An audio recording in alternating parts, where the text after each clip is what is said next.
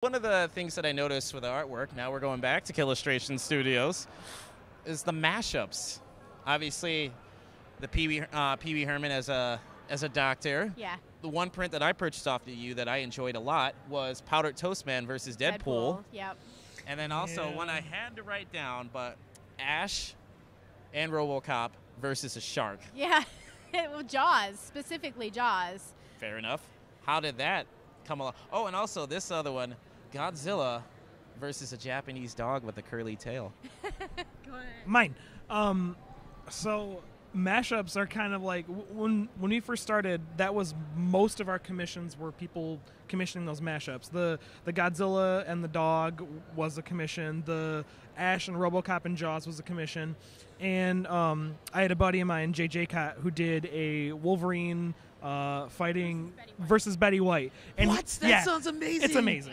And he sold so many of them. I was like, God, what is the key? Like there's a formula to this somewhere. And I was like, it's got to be like the mashup quality, right? And how kind of just silly it is. So I did the Powder Toast Man Deadpool print, and which has made it around the internet a few different times, and it's a very popular print for us. As it should be. Yeah. And I mean, bought it immediately when I saw it. Yeah, we still sell quite a few of them, and people just kind of have this craving for mashups. And you get a couple different types that come to comic conventions. You get people who are passionate about comics. They're not going to buy prints. And then you get people who just are there for the art, or they think it's cool, or they want to put it in their man cave or something, and they don't care about comics. There's sometimes a crossover, but most of the time you kind of want to hit both types of people. So when people come by the table, if I was to try and sell them something, I'm going to try to sell them like Hank Steiner or something, because I love that book and I'm passionate about selling it. But when you get people who are looking at your table from far away, they're going to see Pee Wee Herman and be like, "Oh my God, that's Pee Wee Herman as a doctor. That's ridiculous. I want it." So But no, just had to throw that out there. Is there a favorite mashup that you've done so far? Or is there one in the books? I think Stitch and Groot is one of my favorites, and then the Mad Men print is one of my other favorites. Yeah. Really random. No, I agree. I like Stitch and Groot too. I mean, it's Michael Allred. It's yeah, but I mean, we have kids, so like I think it's worth mentioning that our son came up with the Pee Wee Doctor Who one because he thought that they kind of have similar outfits with the ties and the suits. Kid's and not stuff. getting any royalties from that. No, I know, no, but he deserves a shout out. Sup, Donovan? So he'll never watch this. Just to be fair, it's but like just archive it. Archive it. When they have like projected videos in coming 15 years, out of Apple Watches. In 15 years, when I'm dead, like you have to watch this video. When we're in 20K videos instead of 1080p. This archaic, it's like almost like a VCR. What's a VCR? I don't even know. I'm sorry. That's cool. what I love about my interviews. Another mashup that I saw that spoke to me was the Black Metal Lobo. How did that come about? The only thing that all right, you've touched on the key points for a typical black metal photo. You have him holding. You have the gauntlets. epic. You're holding either a goblet. He's got blood. He's got a pentagram. He's in a forest. He has an upside down cross necklace. Yes, he also has his traditional alien makeup would fit for corpse paint. That's just it. That's what I mean. So I wanted to do. Yeah, I wanted to do a Lobo print because it's Lobo. And the I was logo is almost unintelligible. Yeah. So I was like, what can I do with a Lobo thing? And I'm looking at him. I'm like, he basically has corpse paint on his face. I'm like, I'm just gonna do like a black metal Lobo. And to be fair, like only like 3 people have gotten it. So thank you for getting. The only thing that's missing in the background is Fenris from Dark Throne. That's very true. Yeah, there's not like any angels that are like giving him head or anything like that either. Or just a buff from Immortal.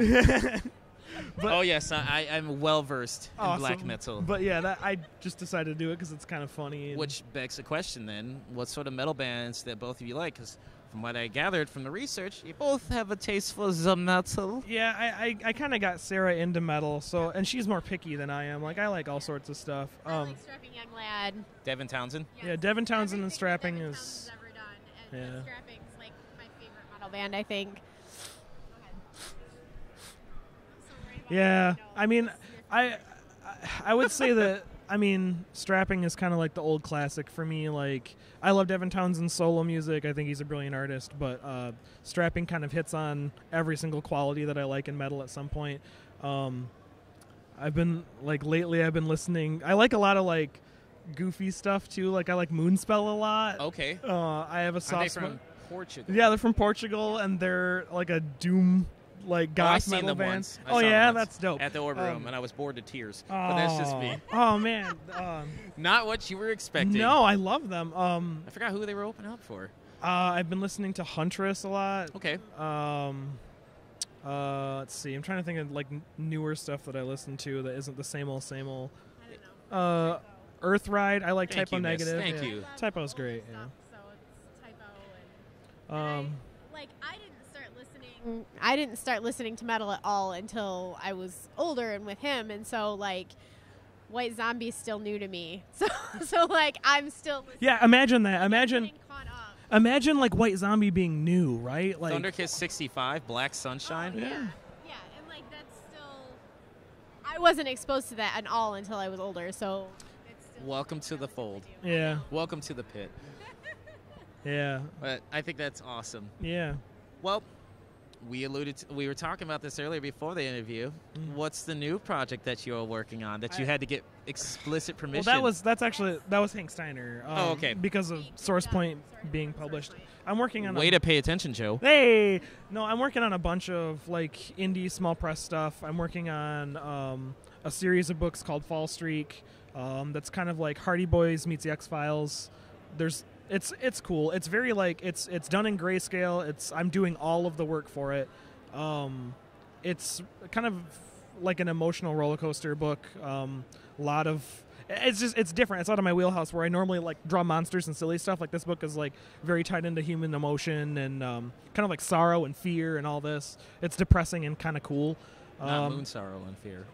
No. I'm working on Renegade with Jared Gafford, who's here, and that's like a supernatural kind of redemption story. We just started it, so we're not super far in. We're only a couple pages in, but I'm doing the colors for that one too. So that one's a project that we're both working on. Okay. All right. One more. I'm working. This guy's holding me up on my own. One more. Giant size Frankenstein for John Freeman. It's Frankenstein. Yeah, it's. Will there be a Hank Steiner crossover too? No. It's actually based on since you're a fan of the giant monsters and stuff. You ever seen Frankenstein Conquers the World? No, I have not. Okay, so it's basically like a giant Frankenstein fights a dinosaur and kills it, and that's the whole movie. And it's the most ridiculous, awesome thing ever. And this comic, I think, is drawing inspiration from that. It's more serious and believable and less silly. But it was giant Frankenstein facing this monster, or was it just regular-sized Frankenstein? No, it was a giant Frankenstein. It's not like a tiny little Frankenstein fighting a giant dinosaur, which would still be kind of cool. I'm like, that is the most random thing I have to. It's like interview done. Want me to go watch this now? Yep. And that issue, the first issue of that, I believe, is almost finished. So hopefully we'll see more on that soon. But Okay. Well, folks, where can they, if they want, folks were interested in checking out your artwork, where can they find you on the interwebs? They can Google us. I mean, seriously, if you Google either of our names or just Killustration Studios, our stuff will pop up like immediately. Hank Steiner. Oh. Our website's killustrationstudios.com, and then there's links to each of our individual websites on there too. So right from Killustration, you can link to my website that has my like watercolor paintings and stuff that Joe was talking about, which are amazing. Hank Steiner and Durantis are both on Comixology. Look for Hank Steiner 2 soonish on there in the next couple of months. I think that's it for now. I mean, we're on Twitter and Facebook and Twitter's a really good one. Follow me on. This is the time where you plug yourself. I'm not. No. I'm so bad at it. No, that's fine. At Killustration on Twitter's good. At Killustration on Twitter.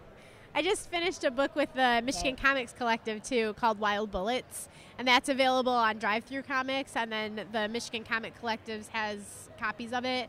But it's a book that I did with 4 other artists, and it's really a unique story. It's these 4 siblings that are kind of gathered together for Thanksgiving at their parents' house, and then there's a murder that happens in the house. And so each one of the kids represents a different pulp genre. So the first one is a like crime noir story The second one is an action story. The third one is a sci-fi story, and the fourth one's like a horror story. Okay. And so I did the colors for the whole book and the letters for the whole book, and that's a really awesome book. It's called Wild Bullets. Something to look out for. Yeah. Well, folks, from the Killustration Studios, thank you so much for granting me this interview. You have been granted an interview. Yes, thank you. Thank you, sir. Thank you. I mean, I still have to pay them money for this interview afterwards, but I mean, them's the breaks. Folks, this is Joe from MIGeekScene.com. Take it easy.